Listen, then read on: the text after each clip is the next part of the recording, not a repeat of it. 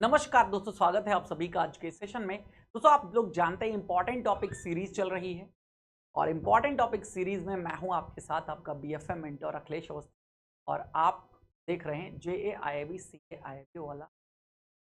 ठीक है, तो दोस्तों अगेन इस सेशन में हम डिस्कस करेंगे आपसे the most important topic export finance. ठीक है, जो एक्सपोर्ट किया जा रहा है, ठीक है, उसके फाइनेंस के बारे में बात करेंगे। एक होता है प्री शिपमेंट फाइनेंस, एक होता है पोस्ट शिप। प्री शिपमेंट का मतलब क्या होता है, पोस्ट शिपमेंट का मतलब क्या होता है, ये सब अपने इस सेशन में मैं डिस्कस करूंगा आप सभी लोगों से। एक ही बात है, इस सेशन को हमेशा पूरा देखिए, मोस्ट इंपॉर्टेंट टॉपिक सीरीज चल रही है। इसके पहले नंबर ऑफ टॉपिक करा चुका हूं, उनको जाकर के जरूर देखिए अगर अभी तक आपने नहीं तो। ठीक है, चलिए स्टार्ट करते हैं आज का सेशन। एक्सपोर्ट फाइनेंस, नाम से याद रखिएगा, एक्सपोर्ट का मतलब क्या हो गया, हम दूसरे देश में सामान भेज रहे हैं। यानी कि इंडिया मान लो, ठीक है, अमेरिका को कोई सामान बेच रहा है, ये क्या हो गया, ठीक है, ये हो गया सेलर और ये हो गया बायर। इस प्रोसेस को हम बेसिकली एक्सपोर्ट के नाम से जानते हैं। ठीक है, अब गवर्नमेंट एक्सपोर्ट्स को क्या करती हैं, प्रमोट करती हैं। जितनी भी सरकारें हैं वो एक्सपोर्ट्स को हमेशा प्रमोट करती हैं, क्योंकि एक्सपोर्ट से हमारे देश में फॉरेन करेंसी आती है। आप सोचिए, बेचना अच्छा होता है या खरीदना अच्छा होता है? भाई बेचने से पैसा आता है इकोनॉमी में। ठीक है, सेलिंग एक्टिविटीज होनी चाहिए और दूसरे देश को बेच रहे हैं तो दूसरी करेंसी। तो एक्सपोर्टर्स को फाइनेंस, यानी कि एक्सपोर्टर ज्यादा से ज्यादा एक्सपोर्ट कर सके, उसके लिए उनको पैसा दिया जाता है। जैसे अगेन मान लीजिए मुझे अमेरिका से कोई ऑर्डर तो मिल गया, बट ऑर्डर को पूरा करने के लिए मेरे पास फंड्स नहीं, तो भाई मैं बैंक के पास जाऊंगा, दिखाऊंगा ना ये इतना बड़ा ऑर्डर मुझे मिला है, मुझे तुम उधारी दे दो जिससे मैं ये सामान वगैरह बना सकूं जो ये ऑर्डर मुझे मिला है, और इस ऑर्डर को मैं शिपमेंट कर सकूं, तो पैसा मुझे मिलेगा, मैं आपका लोन चुका। मतलब ऑर्डर के बिहाफ पर, ऑर्डर मिल गया है, ऑर्डर का कंफर्मेशन आ चुका है उसके बिहाफ पर। तो एक होता है प्री शिपमेंट, यानी कि शिपमेंट के पहले, यानी कि उस प्रोडक्ट को बनाने के लिए जिसका ऑर्डर मिला है। एक होता है शब्द पोस्ट शिपमेंट। पोस्ट शिपमेंट यानी कि सामान बना के भेज दिया गया है, अब भेजने के बाद सीधा पैसा वापस आना है, मतलब पैसे का पेमेंट मिलना है। लेकिन अब पैसे का पेमेंट तब मिलेगा जब ये सामान वहां पहुंचेगा और जो भी क्वालिटी चेक्स वगैरह हैं उनमें वो कंप्लीट होकर के आगे बढ़ जाए, तब मुझे पेमेंट मिल। तो पोस्ट शिपमेंट यानी कि सामान को शिप करने के बाद का फाइनेंस और सामान को शिप करने के पहले का फाइनेंस। तो प्री शिपमेंट, पोस्ट शिपमेंट। चलिए आइए जानते हैं इसके बारे में। तो Reserve Bank of India has framed specific guidelines for finance to exporters. क्योंकि अगेन जानते हो पूरे सिस्टम को मैनेज कौन करता है, रिजर्व बैंक ऑफ इंडिया। तो basically Reserve Bank of India ने स्पेसिफिक गाइडलाइंस को फ्रेम कर रखा है एक्सपोर्टर्स के लिए, तो as to allow finance at concessional interest rate, जिससे एक्सपोर्टर्स को सस्ती से सस्ती दरों पर, ब्याज दरों पर ऋण उपलब्ध कराया जा सके, to make exporters compete with their competitors from other country. जिससे अब अगेन सस्ती दर पर, इसलिए जिससे ये जो एक्सपोर्टर्स हैं ये इंटरनेशनल लेवल पर और देशों के साथ कंपीट कर सके। क्योंकि सोचिए, यहाँ जैसे आप एक सामान खरीदने बाजार में जाते हो, तो आपको जो सस्ता देगा ना उससे खरीदोगे ना। आपने अपने स्पेसिफिकेशन बता दिए कि भाई ये वाला प्रोडक्ट मुझे चाहिए। जैसे मान लो आपने सेलेक्ट कर लिया सैमसंग S24 मोबाइल मुझे चाहिए, अब वो S24 मोबाइल ही आप 4 दुकानों पे पूछने जा रहे हो, तो अगेन उन चारों में जो सस्ता देगा, भले 100 रुपए सस्ता दे आपको, आप उसी से खरीदोगे। टेंडर में भी यही होता है, गवर्नमेंट स्पेसिफिकेशन जारी कर देती है, फिर टेंडर, ठीक है, लोग अप्लाई करते हैं टेंडर के लिए कि हमको मिल जाए, हमको मिल जाए। सबकी अपनी एक बिड होती है, जिसकी बिड सबसे कम होती है वही सी की बिड को सरकार अप्रूव कर देती है, क्योंकि गवर्नमेंट को यहाँ क्या चाहिए कि जो हमारे स्पेसिफिकेशन के हिसाब से सबसे कम पे बना सके। सेम एज अगर अमेरिका कोई चीज एक्सपोर्ट कर रहा है भारत से, तो अगर भारत से सस्ती कोई और देश दे देगा तो वहां से मंगाएगा। तो दैट्स वाई ये इंटरनेशनल मार्केट में कंपीट कर सके एक्सपोर्टर्स, तो इनको ब्याज सस्ती दो, क्योंकि जितना जब महंगा ब्याज होगा, ब्याज का भी तो पैसा ये कहां से वसूलेंगे, प्रोडक्ट को बना करके उसको बेच के ही तो वसूलेंगे। एक सेलर कुछ भी वसूलता है वो प्रोडक्ट को बेच करके वसूलता है, बात याद रखिएगा। जैसे आप किसी दुकान पर कोई सामान खरीदने जाते हैं ना, वो अगर आपको चाय ऑफर करता है, आपको पानी ऑफर करता है, ठीक है, आपको फल फ्रूट्स वगैरह ऑफर करता है, तो वो ऑफर कर रहा है और आप अवेल कर रहे हो, तो याद रखिएगा आप उसकी कॉस्ट खुद चुका रहे हो। वो जो कपड़ा आप खरीदोगे, मान लीजिएगा उसमें इसकी कॉस्ट इंक्लूडेड है, वो अपनी जेब से नहीं कर रहा है कुछ, ये जेब से करेगा तो लॉस में चला जाएगा। खैर, तो आगे आते हैं। Pre shipment finance can be of two types, दो तरीके का होता है। एक को बोलते हैं पैकिंग क्रेडिट, ठीक है, एक होता है एडवांस्ड अगेन गवर्नमेंट रिसीवेबल्स, ठीक है, ड्यूटी ड्रॉबैक इसको बोलते हैं बेसिक। देखो पैकिंग क्रेडिट का मतलब है, ठीक है, प्रोडक्ट को बनाने के लिए, पैकिंग क्रेडिट प्रोडक्ट को पैक करने के लिए, बनाने के लिए।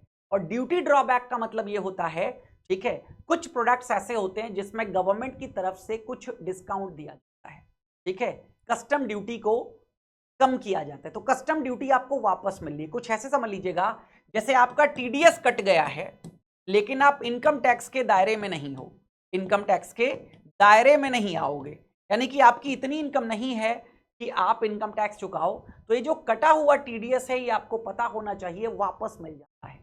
तो लेकिन तुरंत नहीं मिलता है, तो आपको पता है अगर आपका 80,000 रुपीज का टीडीएस कटा है उसके आधार पर आपने फाइनेंस करा लिया, तो वही दो हैं यहां पर, ठीक है, एक है एडवांस्ड अगेन गवर्नमेंट रिसीवेबल्स, सरकार से कुछ मिलने वाला है उसके अगेंस्ट में एडवांस ले लो, या पैकिंग क्रेडिट के बिहाफ पर एडवांस ले लो। तो दोनों मैंने आपको बता दिया, लेकिन यहां यही मेंशन्ड है, ठीक है। पोस्ट शिपमेंट फाइनेंस में क्या क्या होता है? Post shipment finance can be of various types as under. Post shipment finance में क्या होता है? एक्सपोर्ट बिल, अब एक्सपोर्ट किया जा चुका है वो बिल का एक अमाउंट है, यानी कि आप समझ लीजिएगा मैं सेलर हूं, मैंने सामान बेच दिया है, बेचने के बाद अब मेरे पास बिल आ गया है कंफर्म्ड वाला कि इतने दिन बाद मुझे पेमेंट मिल जाएगा, लेकिन मुझे पेमेंट आज चाहिए, तो मैं बैंक में चला जाता हूं कि भैया ये वाला पैसा हमको इतने दिन बाद मिलेगा, देखिए हमारे पास सारे वेरिफिकेशंस हैं, ये सामान मैंने भेज दिया है, आज से 1 महीने बाद मेरे पास $10 लाख आ जाएगा, उसके बिहाफ पर आज मुझे पैसा दे दो।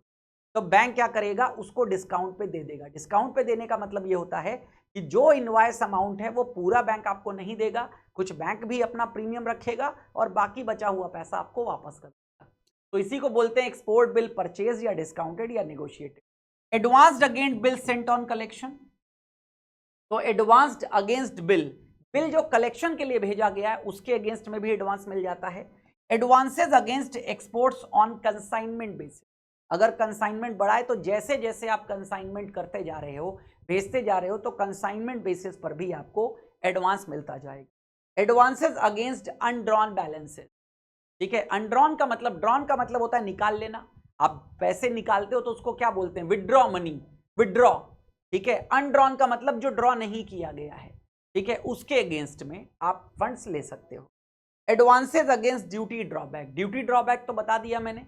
अब एक्सपोर्ट करने के बाद भी कोई कस्टम ड्यूटी वगैरह बची हुई है तो उसके आधार पर भी आप फंड्स ले सकते हो, क्योंकि ये ड्यूटी ड्रॉबैक यानी कि ड्यूटी, ये वापस आपके पास पैसा आएगा, ठीक है। तो प्री शिपमेंट फाइनेंस पूरी कहानी मैंने आपको बता दी। यहां पर प्री शिपमेंट में क्या होता है? प्रोक्यूरिंग यानी कि सामान खरीदना, प्रोसेसिंग करना, बनाना, मैन्युफैक्चरिंग करना of goods meant for export. तो it could cover all cost prior to shipment, ये पूरी कॉस्ट को कवर करती है प्रायर टू शिपमेंट, शिपमेंट के पहले, ऑफ फिनिश्ड गुड्स। समझ गए कि नहीं? यानी कि फिनिश्ड गुड्स के पहले की जितनी कॉस्ट है वो प्री शिपमेंट क्रेडिट या पैकिंग क्रेडिट भी बोलते हैं, याद रखिएगा, पैकिंग क्रेडिट भी बोलते हैं, इसी के अंतर्गत आता है पैकिंग क्रेडिट, ध्यान रखिएगा। तो प्री सैंक्शन यानी कि सैंक्शन के पहले। अब कुछ बातें देख लीजिएगा। द बोरोवर बैंक का कस्टमर होना चाहिए, यानी कि जो एक्सपोर्टर है वो बैंक का कस्टमर होना चाहिए, उसके पास एक्सपोर्ट इंपोर्ट कोड होना बहुत जरूरी। आईईसी मोस्ट इंपॉर्टेंट है, इंपोर्टर एक्सपोर्टर कोड। इस कोड के बिना कोई भी व्यक्ति इंपोर्ट या एक्सपोर्ट का बिजनेस नहीं कर सकता। ये 10 डिजिट का कोड होता है, like as PAN card, like as PAN card. Allotted by director general of foreign trade, DGFT, ministry of commerce and industry के अंतर्गत आता है। Their name should not appear under the caution list of RBI. Caution का मतलब है सावधान, जैसे बैंकों में होता है ना चोरों की लिस्ट, ठीक है, ठग उचक्कों की लिस्ट, तो उनसे कोई भी लगी होती है ना पुलिस स्टेशन में, इनसे बच के रहें, इनसे सावधान रहें। वैसे ही रिजर्व बैंक ऑफ इंडिया जारी करता है कॉशन लिस्ट, यानी कि इन एक्सपोर्टर से बच के रहो, ये एक्सपोर्टर्स धांधलीबाजी करते हैं, तो कॉशन लिस्ट में नाम होगा तो कोई पैसा ही नहीं मिलेगा आपको, ठीक है, याद रखिएगा। तो प्री सैंक्शन ये देखना है, caution list. They should not be under specific approval list of ECGC, ये specific approval list of ECGC यानी कि एक्सपोर्ट क्रेडिट गारंटी कॉर्पोरेशन के अंतर्गत नहीं आने चाहिए। They have the capacity to execute the order, इनके पास क्षमता होनी चाहिए ऑर्डर को एग्जीक्यूट करने की विद इन स्टिपुलेटेड टाइम, क्योंकि तभी तो पैसा मिलेगा। अगर इनके पास क्षमता ही नहीं है स्टिपुलेटेड टाइम में, पता चला ऐसा ऑर्डर ले लिया है जो ऑर्डर ये तय समय पर पूरा ही नहीं कर पाएंगे, तो पूरा ही नहीं कर पाएंगे, कंडीशन खत्म हो गई, अगला क्या कर देगा, एग्रीमेंट को कैंसिल कर सकता है, ठीक है। And has a genuine and valid export order, ये होना चाहिए, और लेटर ऑफ क्रेडिट एलसी होनी चाहिए फॉर एक्सपोर्ट ऑफ गुड्स, ठीक है। उनके पास एलसी, जैसे इंपोर्ट कर रहे हैं तो यहां का बैंक एलसी बनाएगा, एक्सपोर्ट कर रहे हैं तो वहां के बैंक से एलसी मंगा रखिए, तो वैलिड एलसी होनी चाहिए। ऑल केवाईसी गाइडलाइंस को कंपाइल करना है बैंक की पॉलिसी के अकॉर्डिंग। पोस्ट सेंशन यानी कि सेंशन के बाद, एक होता है सेंशन के पहले क्या देखना है, सेंशन के बाद यानी कि पैसा सेंशन कर दिया गया। No PCL has been availed, packing credit limit, packing credit has been availed against same order from any other bank, यानी कि अगर किसी ऑर्डर के बिहाफ पर आपने एक बैंक से कोई लिमिट ले ली है तो दूसरे बैंक से कोई लिमिट नहीं ले सकते। For this reason only the bank which has granted the pre-shipment facility should note the fact of its credit facility on the reverse side of original LC, और इसके लिए जो ओरिजिनल LC होता है उसके पीछे मेंशन कर देंगे। जैसे एफडी पर आप जब लोन लेते हो तो एफडी का मेन डॉक्यूमेंट बैंक अपने पास रख लेता है, इसी के लिए रख लेता है क्योंकि वो मेन डॉक्यूमेंट्स के बिहाफ पर आप मैच्योरिटी ना ले, क्योंकि वो मेन डॉक्यूमेंट आपके पास है। डुप्लीकेट इशू नहीं हो सकता, डुप्लीकेट इशू होने की बात आएगी तो पता चल जाएगा कि ये तो क्या है, ठीक है, बैंक के पास गिरवी रखा हुआ है क्योंकि आपने इस एफडी पर लोन उठा रखा है, तो इसलिए एलसी पे मेंशन कर देना चाहिए। और ओरिजिनल कॉन्ट्रैक्ट, जो भी ओरिजिनल कॉन्ट्रैक्ट हो उसमें मेंशन कर देना चाहिए, is a warning to any other bank, ये दूसरे बैंकों के लिए एक वार्निंग है कि हम दे चुके हैं पैसा, तुम मत देना इसी काम के लिए। Bank should call for credit report, status report on the foreign buyers, bank से एक, ठीक है, मांगा जा सकता है क्रेडिट रिपोर्ट या स्टेटस रिपोर्ट्स, किसकी, फॉरेन बायर की, क्योंकि यहां का तो एक्सपोर्टर है ना सेलर, तो फॉरेन बायर की क्रेडिट रिपोर्ट या स्टेटस रिपोर्ट मांगी जा सकती है after post sanction. The exporter should submit stock statement, जो एक्सपोर्टर है उसको स्टॉक स्टेटमेंट सबमिट करना चाहिए for the goods on which packing credit limit, ठीक है, हैज बीन अलाउड, जिनके लिए पीसीएल दी गई है उसका स्टॉक स्टेटमेंट देना है इनको। If the exports are covered under letter of credit, अगर जो एक्सपोर्ट है, जो निर्यात है वो एलसी से कवर्ड है, banks would need to be satisfied about the standing of the credit opening bank, ठीक है, जो क्रेडिट ओपनिंग बैंक है यानी कि जहां से लेटर ऑफ क्रेडिट बना है, ठीक है, उससे सेटिस्फाई होना जरूरी है बैंकों को। Banks may also look into the regulations, bank क्या करेंगे, रेगुलेशंस को भी देखेंगे। The political and financial condition of the buyer country, ये बहुत जरूरी है। पता चला ईरान से पैसा मिलना था और अगेन आपने देखा ना अभी इजराइल ईरान में वॉर हो गया था, तो एट दैट टाइम क्या ईरान का जो एक्सपोर्ट, जो इंपोर्टर है वो पेमेंट करेगा, क्योंकि वहां युद्ध के हालात बन गए। तो ये सब चीजें देखते रहना चाहिए, ये सब पॉलिटिकल में आती हैं, पॉलिटिकल रिस्क यही होता है, ठीक है। फाइनेंशियल कंडीशंस, जैसे आपने देखा श्रीलंका में फाइनेंशियल कंडीशंस ही खत्म हो गई थी जब राजपक्षे फैमिली था, पूरी इकोनॉमी उनकी कोलैप्स कर गई थी, उनके पास फॉरेक्स था ही नहीं। Special cases for allowing packing credit advances, कुछ स्पेशल केसेस भी आपको बता देता हूं जिसके बिहाफ पर पैकिंग क्रेडिट एडवांसेस दिए जाते हैं। तो packing credits can be allowed to sub suppliers, sub suppliers का मतलब ये है, ठीक है, मैंने जिससे सामान लेता हूं उसके भी कोई सब सप्लायर्स है, मैं जिससे रॉ मटेरियल खरीदता हूं ना वो किसी और से रॉ मटेरियल खरीदता है, तो सब सप्लायर्स को भी फाइनेंस दिया जा सकता है। सब suppliers also at the first stage under the rupee credit scheme. Packing credit can be granted on the basis of the inland LC, ठीक है, opened by a bank at the request of the export order holder, ये बात ध्यान रखिएगा। Packing credit can be granted, दी जा सकती है किसके बेसिस पर, inland LC opened by a bank at the request of the export order holder, जो जिसके पास एक्सपोर्ट ऑर्डर होल्डर है जो, ठीक है, उसके बिहाफ पर भी इनलैंड एलसी अगर ओपन करी गई है तो उसके बिहाफ पर भी पैकिंग क्रेडिट दी जा सकती है। Banks have been authorised to grant pre shipment, बैंकों के पास ये अथराइजेशन है जो प्री शिपमेंट दे सकते हैं advances for exports of any commodity without insisting on prior lodgement of letter of credit या firm export order under running account facility. Running account facility के अंतर्गत ऑर्डर के पहले भी दे सकते हैं कि ऑर्डर मिलने वाला है दे दो हमें, तो रनिंग अकाउंट फैसिलिटी के अंतर्गत दिया जा सकता है subject to the following condition. कुछ कंडीशन मेट करनी है, क्या क्या है, the facility may be extended provided the need for running account facilities, जो फैसिलिटी है एक्सटेंड करी जा सकती है लेकिन नीड बतानी है रनिंग अकाउंट फैसिलिटी के लिए, which has been established by the exporter of the satisfaction of the bank, ठीक है, सेटिस्फैक्शन ऑफ द बैंक होनी जरूरी है जो एक्सपोर्टर के द्वारा एस्टैब्लिश करी गई। The banks may extend the running account facility only to those exporters who track record is good. Obviously उसी को दिया जाएगा जिनका ट्रैक रिकॉर्ड अच्छा है। जिनका ट्रैक रिकॉर्ड खराब है उनको ऑर्डर मिलने से पहले भी कहां से दे दिया जाएगा।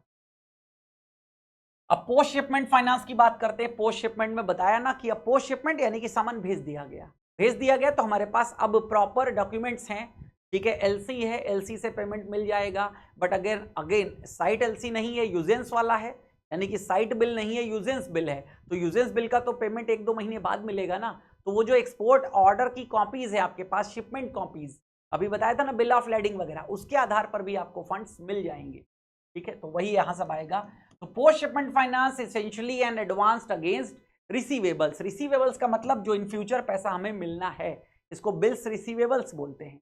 which are in the form of exports in post shipment finance involves handling of export document, ठीक है, sending the documents to the foreign banks, ये सब फैसिलिटीज अवेलेबल हैं, ठीक है। जो फॉरेन बैंक है जो पेमेंट करेगा उसको डॉक्यूमेंट बैंक सेंड कर देगा, ये भी है। और कलेक्शन का भी कंफर्मेशन आ जाएगा तो बैंक कलेक्ट भी कर लेगा, क्योंकि बैंक का करेस्पॉन्डेंट बैंक वहां है ना, वो एक्सपोर्टर से कलेक्ट कर लेगा। ये भी फैसिलिटीज आती हैं। Involves handling of export, sending it to the foreign bank, fire and collection procedure thereof, ठीक है, ये भी करेगा।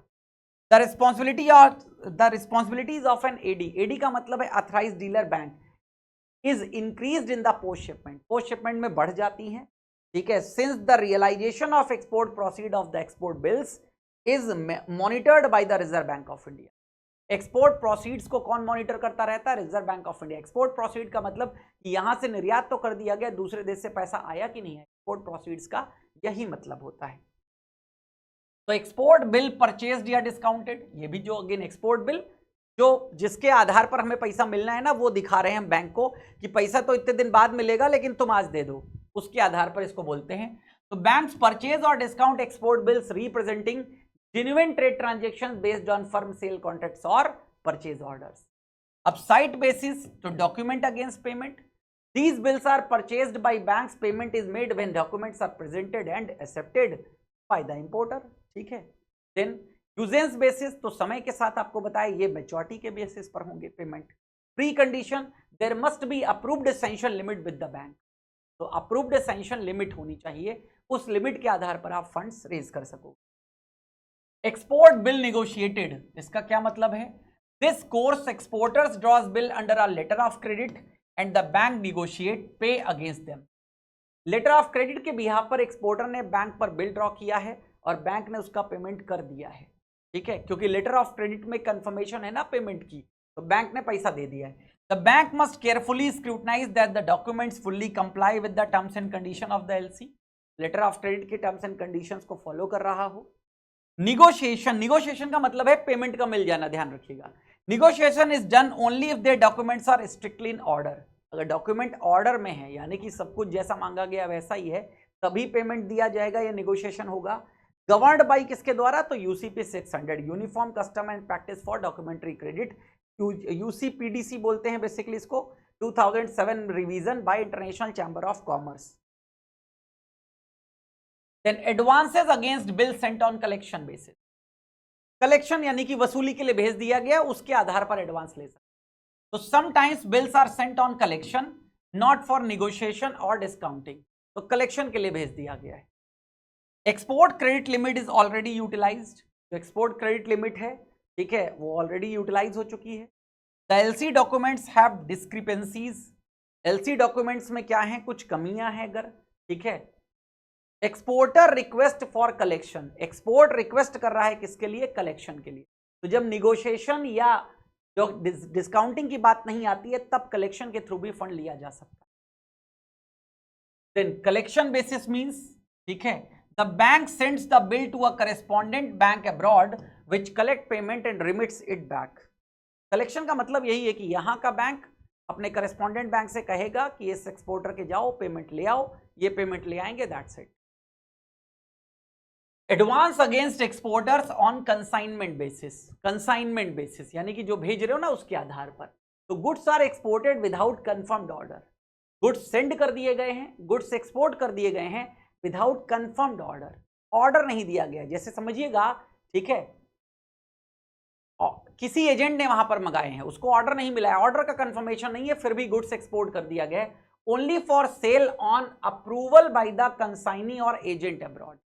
एजेंट ने कंफर्मेशन दिया है कि भैया हम बेच देंगे, हमें भेज दो, ठीक है, तो प्रॉपर ऑर्डर नहीं हमारे पास, लेकिन हम अपने एजेंट को भेज रहे हैं। वो एजेंट मतलब समझ लो थर्ड पार्टी वाला सिस्टम है, उसको नहीं चाहिए, उसको वहां विदेश में मंगा रहा है यहाँ प्रोडक्ट और विदेश में बेच देगा, ये कंफर्मेशन दे रहा है। तो इसके आधार पर अगर आपने एडवांस भेजा है, क्योंकि अभी आपके पास कोई ऐसे डॉक्यूमेंट्स नहीं है जिससे ये प्रूफ हो सके इतने दिन बाद पैसा मिल जाएगा, तो क्या है, तो क्या आपको फाइनेंस मिलेगा, उस आधार पर व्यवस्थाएं बताई जा रही। तो export proceeds are realised after sale, export की प्रोसीड तभी रियलाइज होगी जब सेल हो जाएगा। Unsold goods may be returned, ऐसा भी हो सकता है कि जो बच जाए, क्योंकि पैसा तो दिया नहीं है उसने एजेंट ने, जो बिकने से बच जाएगा वो वापस लेना पड़ेगा इंपोर्टर को। तो अगेन जितने का सामान भेजा गया, जिस वैल्यू का, जरूरी नहीं वो पूरी वैल्यू मिले, कम वैल्यू मिलेगी। The banks overseas branch, bank की जो ओवरसीज ब्रांच है विदेश वाली, delivers the goods against a trust receipt making the consignee accountable, ठीक है, तो अगेन कंसाइनी इसके लिए अकाउंटेबल होगा, एक ट्रस्ट के थ्रू यहां पर फंड्स दिए जा रहे हैं। रिस्क क्या है, exporters bear the risk of unsold stock and delayed payment, यहां पर एक्सपोर्टर ही रिस्क ले रहा है, डिलेड पेमेंट का भी रिस्क एक्सपोर्टर के पास है, यानी कि अगर पेमेंट में समय लगता है, ठीक है, और दूसरा अनसोल्ड स्टॉक को वापस लेना, ये रिस्क रहता है यहां पर। फिर बात आती है advanced again undrawn balances, undrawn का मतलब क्या है, इन सम ट्रेड, जैसे टी है, राइस है, a part of invoice value is left unpaid, जैसे चाय के बिजनेस में, चावल के बिजनेस में ऐसा होता है कि इनवॉइस की कुछ वैल्यू पेमेंट से रह जाती है, पेंडिंग होता है इंस्पेक्शन या क्वालिटी कंफर्मेशन, वो पेमेंट किस लिए पेंडिंग है, ठीक है, इंस्पेक्शन होगा या क्वालिटी कंफर्मेशन होगा बाय द बायर, उसके बाद ही वो अमाउंट रिलीज किया जाएगा। तो अगेन एक अमाउंट फंसा हुआ है, बाकी तो पेमेंट मिल गया है, जो फंसा हुआ अमाउंट है अनड्रॉन बैलेंसेस, उसके आधार पर आप फंड्स ले रहे हैं, ये पोस्ट शिपमेंट फाइनेंस में आता है। तो दिस अनड्रॉन बैलेंस इज टिपिकली, ठीक है, इक्वल टू और less than 10% of the full export value, full export value का 10% या इससे कम होता है। बैंक्स में still finance this provided it is with in the norms for that export trade, जो भी एक्सपोर्ट ट्रेड के नॉर्म्स है, अगर उसके अंतर्गत ये चीजें आ रही हैं तो बैंक्स क्या करेंगे, इसके आधार पर भी फंड्स प्रोवाइड करेंगे। और लास्ट में आता है advances again duty drawback. Duty drawback मैंने आपको बताया, ड्यूटी का मतलब है जब एक देश से दूसरे देश कोई सामान भेजा जाता है, यानी कि बेचा जाता है या खरीदा जाता है, तो उस पर एक ड्यूटी लगती है जिसे कस्टम ड्यूटी कहते हैं, जिसमें दो ड्यूटी होती है, इंपोर्ट ड्यूटी और एक्सपोर्ट ड्यूटी। इंपोर्ट यानी कि सामान मंगाना, एक्सपोर्ट यानी कि सामान बेचना, तो वो ड्यूटी का पैसा वापस आना है। तो duty drawback is a refund of customs duties paid on import inputs used in exported goods, ठीक है। तो again particularly for sectors like engineering where production cost is high, ठीक है, banks can finance exporters against receivables duty drawback giving them working capital until refund is received, जब तक fund receive नहीं हो रहा है, रिफंड आ जाएगा तो पैसा मिल जाएगा। तो उम्मीद करता हूं टॉपिक आपको पसंद आया होगा, व्हाट इज एक्सपोर्ट फाइनेंस, मैंने डिटेल में आपको एक्सपोर्ट फाइनेंस के बारे में बता दिया है।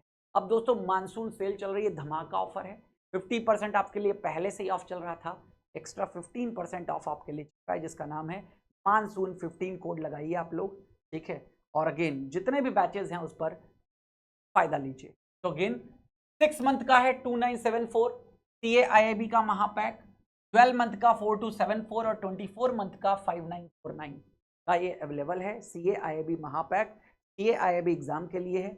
महापैक में 20+ बैचेस होते हैं, यानी कि सब कुछ मिलेगा महापैक, यही सबसे इंपॉर्टेंट है। 400+ क्लास नोट्स होंगे, 2000+ लाइव क्लासेस होंगी, 500+ मॉक्स होंगे, 24x7 डाउट सपोर्ट आपको मिलेगा। वैलिडिटी आपको बताई दिया 6 महीने, 12 महीने, 24 महीने, क्या उसकी प्राइजेज हैं वो मानसून 15 इस्तेमाल कर लीजिएगा कोड, दैट्स इट। देन 4644 ये किसके लिए, ये यहाँ पर JIIB CA-IIB दोनों इंक्लूड हो, तो 24 मंथ और 12 मंथ, ये 6 मंथ के लिए अवेलेबल नहीं है क्योंकि JIIB CIIB दोनों का है, ठीक है, तो दोनों के लिए मिनिमम 1 साल तो चाहिए। तो again 24 month 6374, 12 month 4674। Then CA-IIB foundation batch दिसंबर 2025 और फाउंडेशन 2.0, ठीक है, ये भी है बैच, दोनों बैचेस हैं दिसंबर 2025 के लिए, 2124 दोनों का प्राइस है, आप परचेज कर सकते हैं। ठीक है। Then again individual courses available हैं यहाँ पर, जैसे एबीएम है, बीएफएम है, 679 ये दिसंबर 2025 एग्जाम्स के लिए टारगेटेड है, तो इसलिए इसमें वैलिडिटी नहीं है, बस दिसंबर 2025 का एग्जाम हो जाएगा, वैलिडिटी खत्म हो जाएगी, ठीक है। देन एबीएफएम है, भास्कर सर लेंगे, और अगेन आशीष सर पढ़ाएंगे बीआरबीएल, मैं पढ़ाता हूँ बीएफएम, और अरविंद सर आपको पढ़ाएंगे, ठीक है, एबीएम, ठीक है। चलिए आगे बढ़ते हैं। अब अगेन ये इलेक्टिव सब्जेक्ट हैं, human resource management, rural banking 679, और अगेन ठीक है ह्यूमन रिसोर्स मैनेजमेंट की बात करें तो 849, देन रिस्क मैनेजमेंट 679, और अगेन सेंट्रल बैंकिंग 849। इस समय सारे के सारे कोर्सेज पर बढ़िया डिस्काउंट चल रहा है, आप लोग जाइए परचेज करिए और अपनी तैयारी को एक नया रूप दीजिए, और हमारे साथ जुड़े रहिए हमेशा चैनल पर JIIB CIIB वाला पर। Thank you.